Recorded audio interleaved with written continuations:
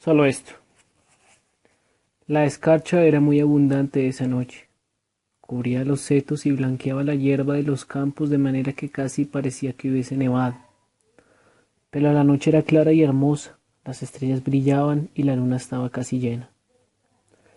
La granja se levantaba solitaria en la esquina del gran campo. Una senda salía desde la puerta principal y atravesaba el prado hasta una escala que permitía salvar la cerca. Luego cruzaba el siguiente campo, hasta una cancela que se abría el camino conducente al pueblo, a unas 3 millas de distancia. No se divisa- no se divisaba ninguna otra casa y el paisaje alrededor era llano y diáfano, y muchos campos estaban labrados a causa de la guerra. La luz de la luna iluminaba la casa de campo y brillaba a través de la ventana abierta de una habitación en la que dormía una mujer. La mujer dormía boca arriba, con el rostro vuelto hacia el techo y la larga melena esparcida a su alrededor sobre la almohada. Aún dormida, su expresión no era de alguien que duerme. Había sido guapa, pero ahora surcaba en su frente delgadas arrugas y su piel parecía tensarse sobre los pómulos. La boca, sin embargo, era todavía amable. Dormida se le entreabrían los labios. El dormitorio era pequeño y de techo bajo, y estaba amueblada con una cómoda y un sillón, sobre el respaldar del cual la mujer había colocado sus ropas tras desvestirse. Sus zapatos negros estaban en el suelo, junto al sillón. Sobre la cómoda, un cepillo para el pelo, una carta y una gran fotografía de un sonriente joven en uniforme, cuya guerrera lucía un par de alas en el lado izquierdo del pecho. Era el tipo de foto que cualquiera querría enviar a su madre. Estaba enmarcada en un delgado portarretratos de madera negra. La luna resplandecía a través de la ventana abierta y la mujer dormía un sueño inquieto. No se oían ruidos, salvo el rumor suave y regular de su respiración y el susurro de las sábanas cuando se revolvían sueños. Entonces, desde lejos, pareció llegar un zumbido profundo y quedo que creció y creció y se fue haciendo más y más fuerte hasta que el cielo se inundó de un estruendo, una vibración continua que no decaía, incesante. La mujer había oído ese ruido muy desde el principio, antes incluso de que se acercase. Lo había estado esperando en sus sueños, afinando el oído para detectarlo, temiendo el momento de su llegada. Cuando lo oyó, abrió los ojos, apartó la sábana y salió de la cama. Se acercó a la ventana y se asomó, apoyándose en el alféizar para contemplar el cielo. Sus largos cabellos se le derramaban sobre los hombros y sobre el camisón de algodón fino. Ahí se quedó durante un buen rato, asomada al frío, oyendo el ruido, escudriñando el cielo. Pero no vio más que la brillante luna y las estrellas. Que Dios te guarde, dijo en voz alta, que Dios te guarde sano y salvo. Entonces se giró y regresó sin dilación a la cama, quitó las mantas y se las echó sobre los hombros a modo de chal, se calzó los zapatos negros, caminó hacia el sillón y lo empujó hasta colocarlo ante la ventana. Acto seguido se sentó. El ruido y la vibración por encima de su cabeza eran enormes. Continuaron durante largo tiempo. Una infinita procesión de bombarderos avanzaba hacia el sur. Mientras tanto, la mujer se arrebujaba entre las mantas, mirando hacia el cielo a través de la ventana. Entonces el ruido desapareció. De nuevo la noche se sumió en el silencio. La abundante escarcha helaba los campos y los setos y parecía que todo el paisaje aguantase la respiración. Un ejército había marchado por el cielo. A lo largo de su camino la gente escuchaba el ruido y sabía de qué se trataba. Todo el mundo sabía que pronto, quizá antes de que se echaran a dormir, se libraría una batalla. Los hombres que bebían cerveza en los pubs habían dejado de charlar y escuchaban. Las familias en sus casas habían apagado la radio y habían salido al jardín desde donde contemplaban el cielo. Los soldados que discutían en sus tiendas de campaña habían dejado de gritar y los hombres y mujeres que volvían a sus hogares desde las fábricas permanecían inmóviles en la calzada, escuchando el ruido. Siempre ocurre igual. Cuando los bombarderos atraviesan el país de noche rumbo al sur, quienes los oyen son presa de un extraño silencio. Para las mujeres cuyos hombres vuelan en esos aviones, no es un momento fácil. Habían partido, pues. La mujer se dejó caer sobre el respaldar del sillón y cerró los ojos, pero no se durmió. Su rostro estaba lívido y parecía que se le hubiera estirado la piel de los pómulos y se le hubiera acumulado en arrugas alrededor de los ojos. Sus labios se entreabrían y era como si estuviese escuchando a alguien hablar. Casi podía oír la voz de él, como cuando le llamaba desde fuera al volver de trabajar en el campo. Lo oía exclamar que tenía hambre y preguntar qué había para cenar. Entonces entraba y le echaba el brazo sobre los hombros y le contaba lo que había hecho durante el día. Ella le llevaba la cena y él se sentaba y empezaba a comer y siempre le preguntaba, ¿por qué no comes también tú? Pero ella no sabía qué contestar, salvo que no tenía hambre. Ella se sentaba y lo miraba y le servía té y al rato se levantaba, retiraba el plato, volvía a la cocina y le ponía más. No era fácil criar a un solo hijo. El vacío cuando él se ausentaba y saber todo el tiempo que podría pasar cualquier cosa. Ser consciente lo más hondo de que no tenía otra razón de vida más que él. Si algo le ocurría de verdad, ella también moriría. No habría razón para barrer el suelo o lavar los platos o limpiar la casa. No habría razón para recoger leña o dar de comer a las gallinas. No habría razón para vivir. No sentía frío sentada junto a la ventana abierta, solo una gran soledad y un gran miedo.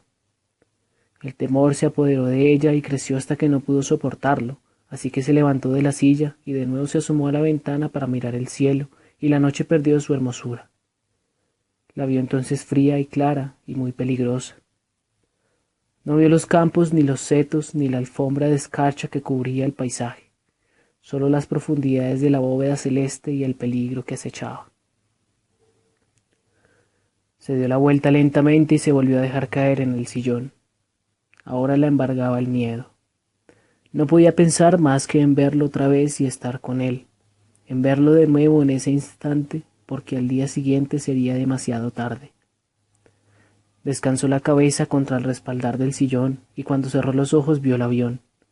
Lo vio claramente a la luz de la luna, volando a través de la noche como un gran pájaro negro. Lo tenía tan cerca que podía ver cómo el morro de la máquina se adelantaba, como si el pájaro estirase el cuello ansioso por avanzar en su vuelo. Veía los distintivos en las alas y el fuselaje del avión y sabía quién bajaba en él. Lo llamó 2 veces, pero no hubo respuesta.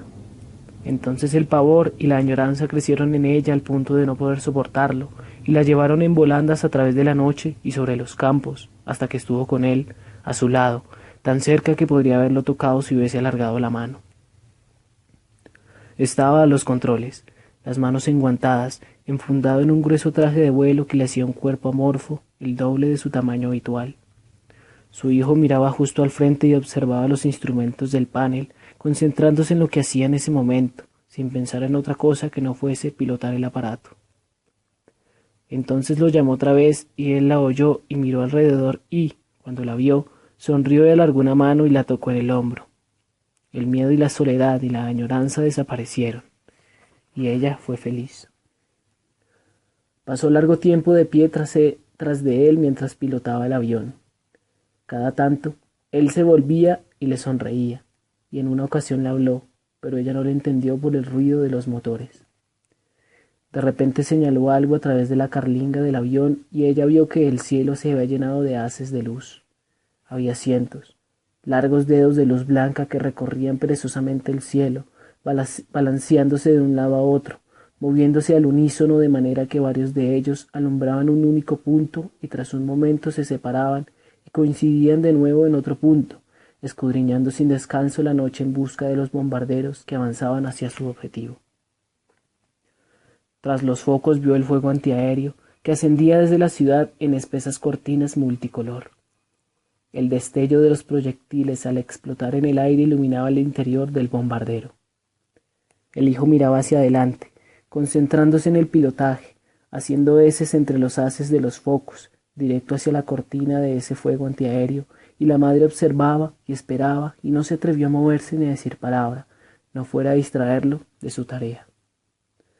Supo que el avión había sido alcanzado cuando vio fuego en el motor más cercano del lado izquierdo. Observó a través de las ventanillas cómo las llamas lamían la superficie del ala al empujarlas hacia atrás el viento, cómo se apoderaban de ella y se acercaban bailando sobre el metal negro hasta que llegaron justo al pie de la carlinga. Al principio no se asustó. Ella lo veía ahí sentado, muy tranquilo, mirando una y otra vez hacia el lado, observando las llamas y pilotando el aparato. En una ocasión miró atrás y le sonrió, y ella supo que no había peligro. Ella veía haces de luz todo alrededor, y el fuego antiaéreo y las explosiones y el color de las balas trazadoras, y el cielo no era cielo sino un pequeño espacio cerrado tan espeso de luces y estallidos que no parecía posible atravesarlo. Las llamas resplandecían aún más sobre el ala izquierda. Se habían extendido por toda su superficie. Se habían avivado, pues las alimentaba el tejido. El viento las peinaba, alentándolas, eliminando cualquier posibilidad de que se extinguiesen. Entonces se produjo la explosión. Hubo un destello blanco, cegador, y un crujido hueco, como si alguien hubiese reventado una bolsa de papel hinchada de aire. Luego no hubo más que llamas y un espeso humo entre blanquecino y grisáceo. Las llamas penetraban a través del suelo y las paredes de la carlinga. El humo era tan espeso que era casi imposible respirar. La madre estaba aterrorizada. El pánico se apoderó de ella, pues su hijo seguía sentado al mando de la aeronave, luchando por mantener la estabilidad, volteando los mandos primero a un lado, luego al otro, hasta que de repente sintió una bajarada de aire frío y tuvo la vaga impresión de ver por el rabillo del ojo unas siluetas que pasaban junto a ella agachadas y a toda prisa se arrojaban al vacío, dejando atrás el avión en llamas. El aparato se había convertido en un infierno. Lo vio ahí sentado a través del humo, luchando mando en mano mientras la tripulación se lanzaba en paracaídas. Él se cubría el rostro con un brazo por el calor insoportable y ella se abalanzó sobre él y lo agarró de los hombros, lo agitó gritando: «Vamos, rápido, tienes que salir de aquí, rápido». En ese momento vio cómo la cabeza se le caía hacia adelante. Estaba sin fuerzas, inconsciente. Como loca trató de sacarlo del asiento para llevarlo hacia la puerta, pero pesaba demasiado. El humo le inundaba los pulmones y la garganta, y comenzó a sentir náuseas y a jadear en busca de oxígeno. Cayó presa de la histeria, luchando contra la muerte y contra todo mientras trataba de pasar los brazos bajo los hombros de él y arrastrarlo en dirección a la puerta. Pero era imposible. Tenía las piernas atascadas bajo el mando y el arnés lo aprisionaba por algún punto. Supo que no habría escapatoria, que no había esperanza por el humo, por el fuego y porque no había tiempo. De repente, todas las fuerzas abandonaron su cuerpo. Cayó sobre él y empezó a llorar como nunca antes. El avión entró entonces bruscamente en barrena. Una instantánea y feroz fuerza tiró el aparato hacia abajo. Ella se vio arrojada hacia las llamas y lo último que sintió fue el amarillo intenso del fuego y el olor de la quemazón. Tenía los ojos cerrados y su cabeza aún descansaba contra el respaldar del sillón. Aferraba entre las manos las mantas como si estuviera tratando de estirarlas sobre su cuerpo y el pelo le caía sobre los hombros. Fuera, la luna se levantaba cerca ya del horizonte. La alfombra de escarcha que cubría los campos era más gruesa que nunca y no se oía un ruido. Entonces, al sur, de muy lejos, llegó un zumbido profundo y quedo que creció y creció y se fue haciendo más y más fuerte, hasta que el cielo se inundó del estruendo y los cánticos de quienes estaban de regreso. Pero la mujer sentada junto a la ventana no se movió. Llevaba un rato muerta.